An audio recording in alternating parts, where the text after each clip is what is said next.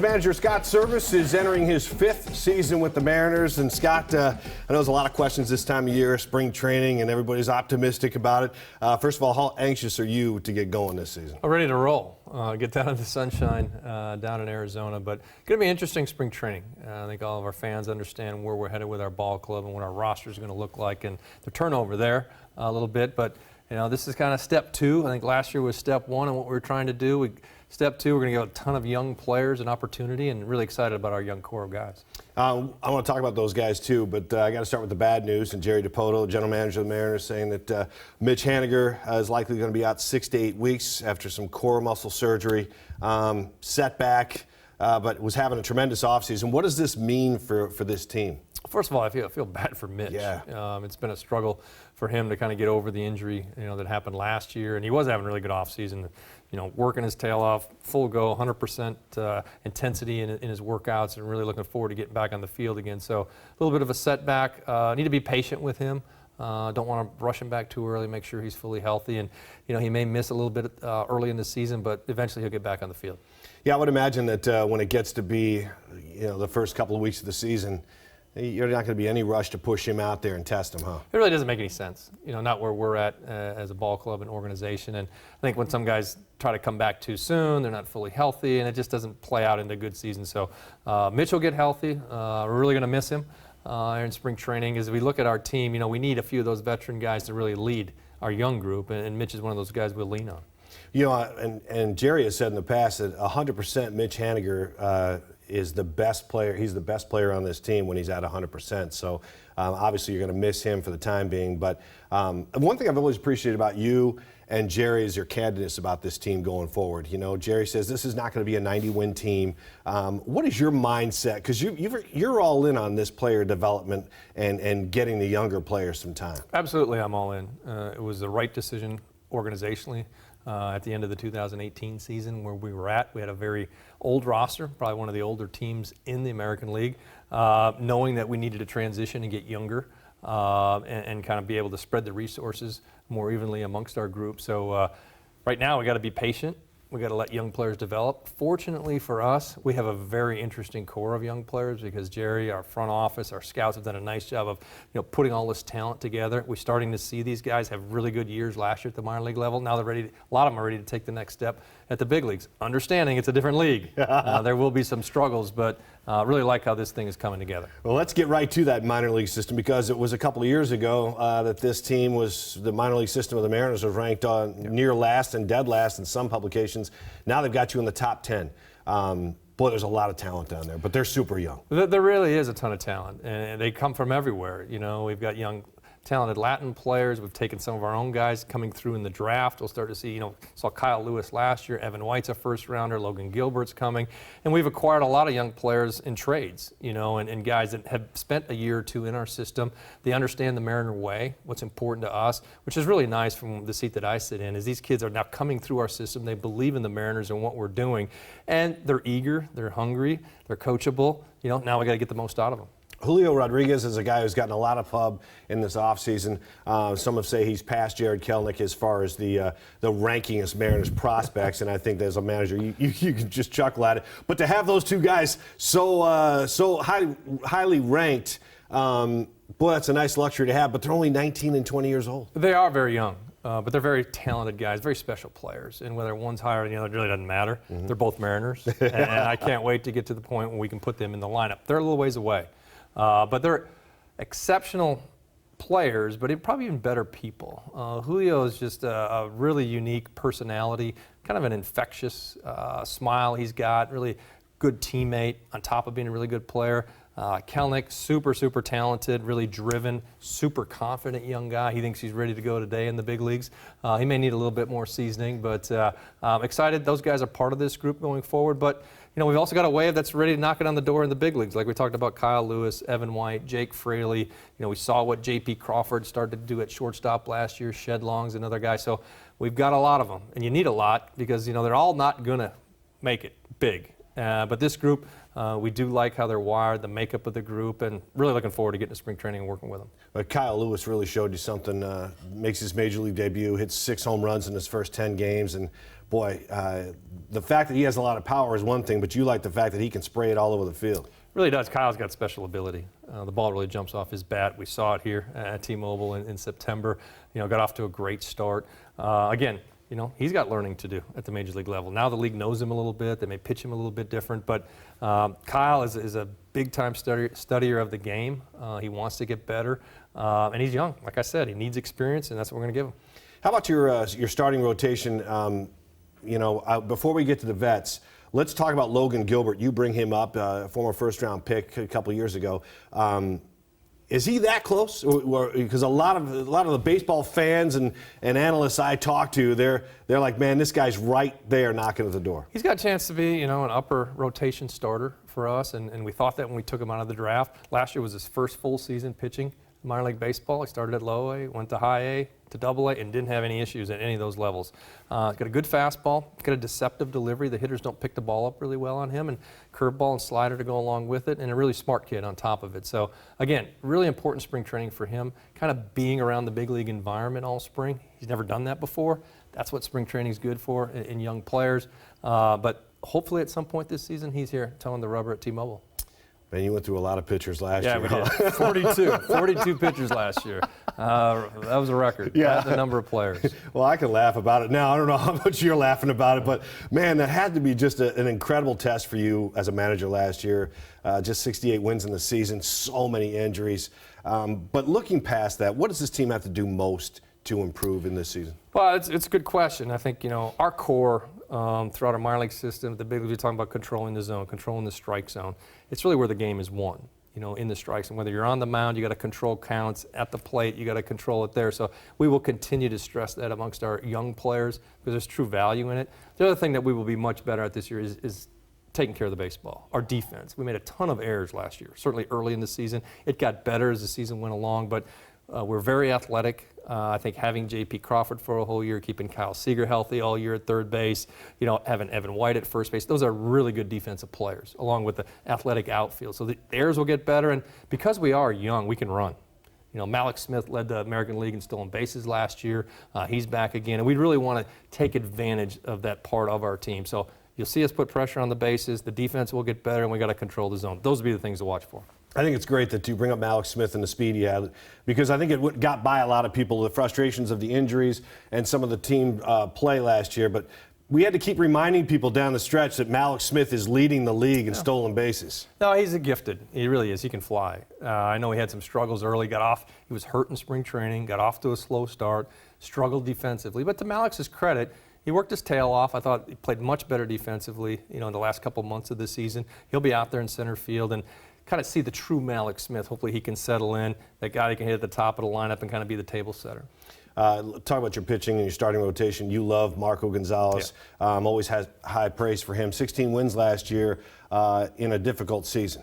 Really was. Marco has really kind of been he's our anchor. You need that anchor in your pitching staff, and he won 16 games for us last year, but he pitched 200 innings. I think there's only 7 guys in the league that did that last year, along with getting his ERA under 4. He continues to get better and doing it in different ways. As the league adjusts to him, he's figuring out different ways to get them out. So I love his competitiveness, and I also like the fact that Marco has got leadership ability. He's looking forward to taking Sheffield and Dunn and Gilbert under his wing, helping them along, talking through what it's like to go through a big league season. That's very valuable. Players teaching, leading other players is huge. Yeah, we were talking to him a little bit about guys to keep an eye on, and he mentioned Sheffield and Dunn right away as a couple of up-and-comers. And Sheffield got a little taste of it. Even Dunn got a little taste of it last year being in the bigs. He did. I thought when Justice Sheffield had some really good outings for us, he threw a really good game in Chicago against the Cubs in September. He's learning. And, these guys are all wired a little bit differently. And Chef is a really intense, high-energy competitor. And sometimes that's not great in baseball. It's great in football. But, when it's your day to pitch, you got to stay calm, stay in control. He's learning that. Dunn, on the other hand, got great experience. We're able to give him short, pockets of going out there, 2-3 inning outings in September last year to kind of get his feet wet. And, we've got some guys that are not, on the roster right now. Also, very good arms out of our bullpen that I think will really impact us as the year goes along. So again, ton of young players, not household names yet, and they will be. I know our fan base is really going to like, investing and attaching to these players because they're going to be fun to watch over the next few years. Another question about the starting rotation. Yusei Kikuchi, he was ranked 3rd in Major League Baseball last year, giving up the most home runs for qualified pitchers. But where does he need to change? Because it sounds like you're optimistic that that first year under his belt in the bigs is behind him now, and he'll be able to focus a little bit more. No question. He went through so much off the field. Coming to the United States for the first time, he lost his father early in the season. His first son was born, so he had an addition to his family there. So not only that, but just the whole cultural difference, playing in this league against the kind of power he sees in the lineups here in the States, much different than what he'd seen in Japan. So he had a number of really good outings for us, and he had some where he struggled. I said all along last year that this was going to be a learning season for Yusei. He learned a ton. He's been in Arizona probably for a couple months already, working out. He's a nonstop worker, trying to get better and understand what he needs to do to take the next step. He will have a better season. He's got a lot of professional baseball experience behind him. Now he's got 1 year behind him in here in the States, but from Japan. So learning upon what he picked up last year, I really look for him to take a step forward. The pitchers and catchers report February 12th. What is the most competitive position on this team, you think? Good question. I think with the Mitch Haniger setback, it opens up some spots in the outfield for guys, Jake Fraley, Braden Bishop, some of these other guys to get an opportunity there. I think we've got a couple spots open in our bullpen. Young guys that could come up and really surprise us, be competitive there. I think what happens in the 5th starter spot is that Justin Dunn take it and run with it. There's some other guys that are in the mix there. So there'll be competition, there's no doubt. I think, as the season goes along, if some of our young players just seem overmatched, sometimes you just got to pull them out a little bit, maybe send them down, you give somebody else an opportunity. But this year is about opportunity and finding out about our young players. How about as far as a closer goes? Yeah, it's we don't have a designated closer right now.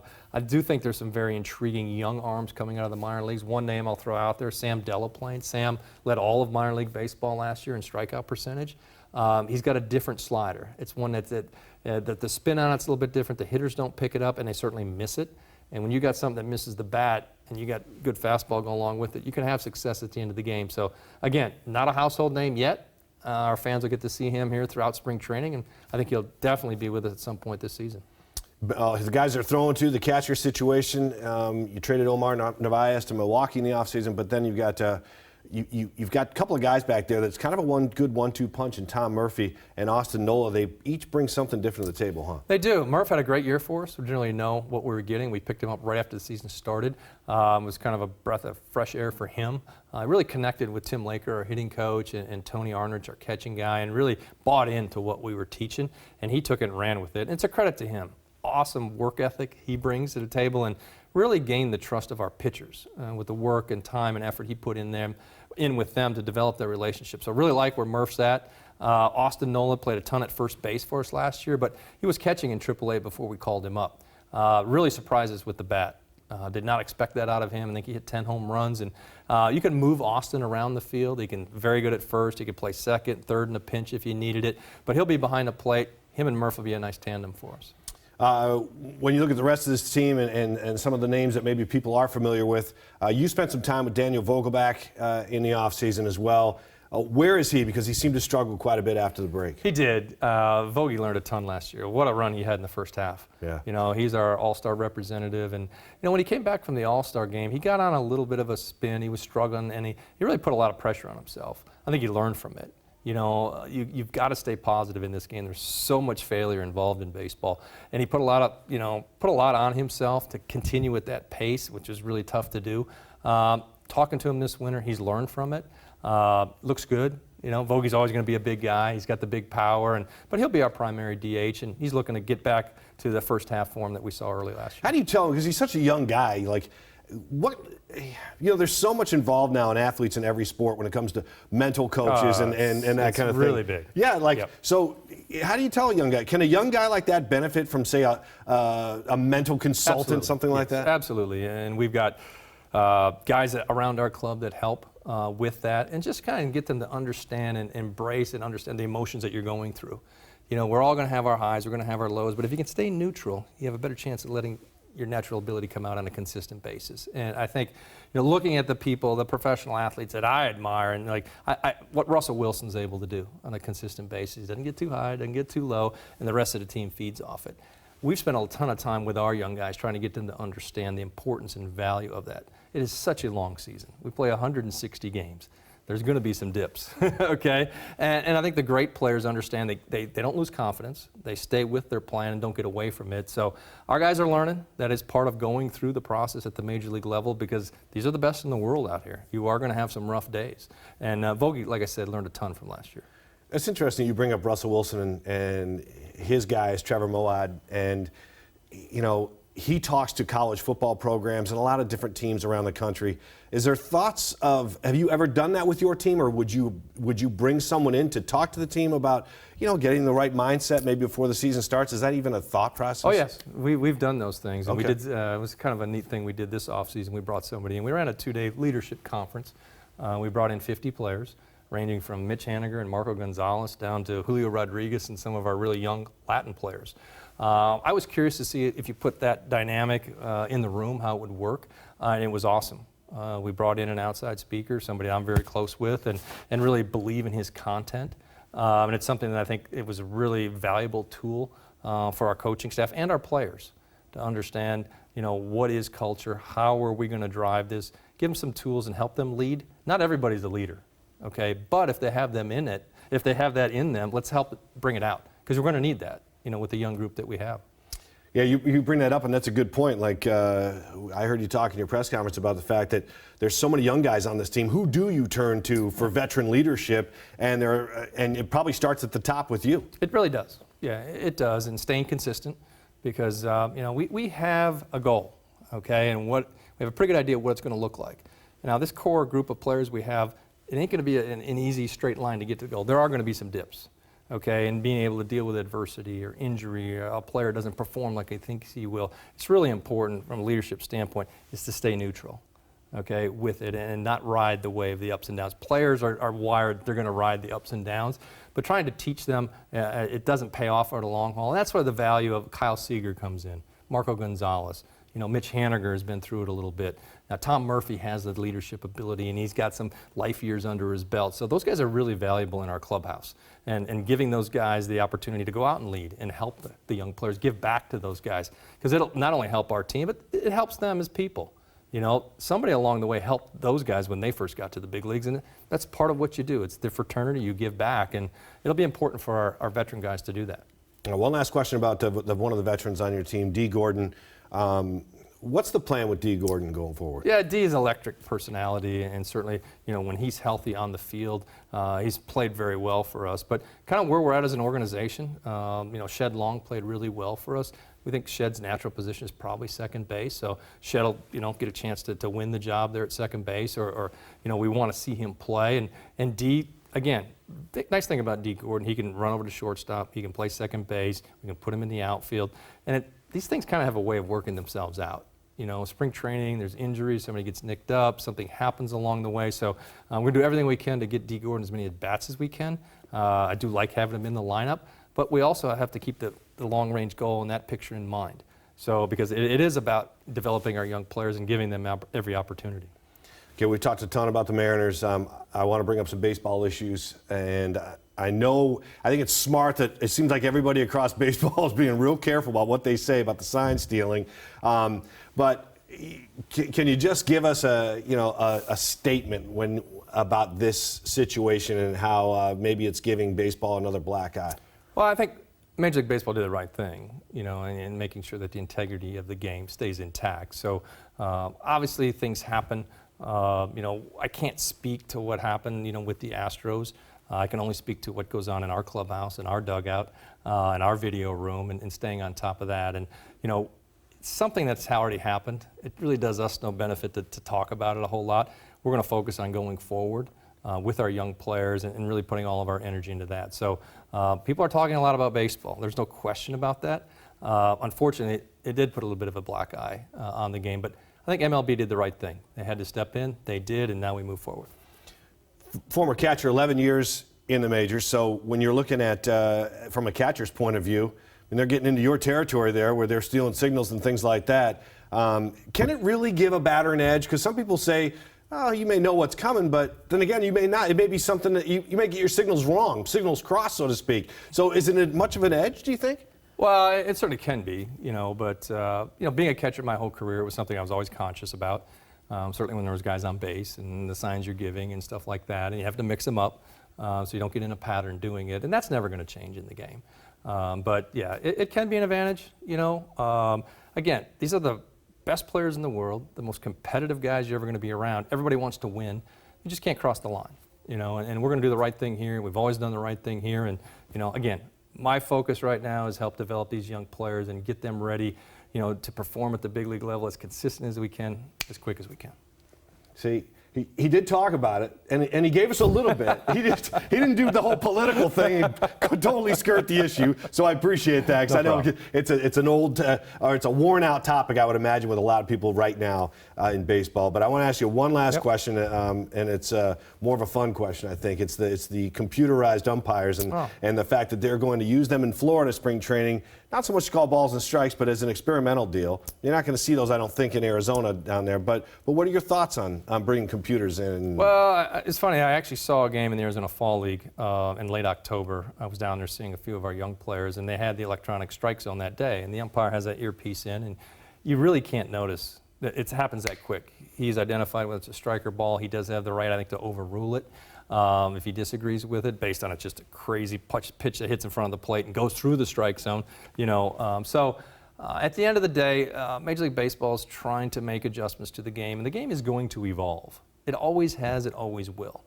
Nobody likes change. That's why everybody's, it's terrible. I don't know if it's good, bad, indifferent, whatever. I'm sure there's some kinks they have to work out in the system.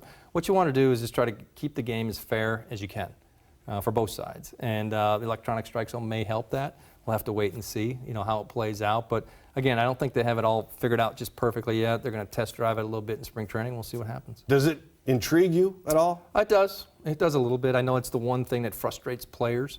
It's that pitch that's just off the corner that's called to strike against them, or the pitcher who doesn't get the call. But I don't think people realize how good umpires are. I mean, the velocity that is in our league now, the Garrett Coles at 97, 98 miles an hour. You got to remember, the umpire doesn't know if it's a breaking ball or a fastball coming out of that pitcher's hand. They are really, really good. And of course, everybody wants them to be perfect. So, we'll see what happens with the strike zone. Yeah, I don't think the umps get enough credit. They really don't. And you've had your moments. Yeah. And not that many. Actually, I should say you're a guy who keeps his cool pretty much out there. But you've had your moments where you go out there and all you really want as a player and as a manager is consistency, huh? Mm-hmm. You want to know that if that outside pitch is called, that they're going to call that for 9 innings. Yeah, no doubt. That's fair for both sides. And, the electronic strike zone may help that a little bit. But like I said, the umpires do a great job. They're trying to do the best they can. They have a bad day just like our players, or I have a bad day once in a while. It does happen. So, again, the game evolves. They'll continue to play with it and see what it brings. Will it be reality? Think you'll see it? I think we will. Yeah? I do think we will, but time will tell. All right. Well, Scott, good luck this season. I appreciate you joining us and spending some time with us. It's a quick overview of Mariner baseball. There's a lot to look forward to. I still think this was a smart move by the organization to take that step back. And there's so much great young talent coming up. It's going to be fun to watch them develop. I appreciate it. I am really excited. I am all in on this and what we're doing. This is going to work. And it's going to be fun to watch. And like I said earlier, really look forward to our fans taking the time, invest in these young guys. Hey, I was there when he was a rookie, and he hit 2 home runs one day, and now they've got 3 or 4 all-star games behind them. There's something to be said for that from a fan base. So I'm excited about this group and getting it on the right track as quick as we can. Looking forward to it. Thank you, Scott. Thank you.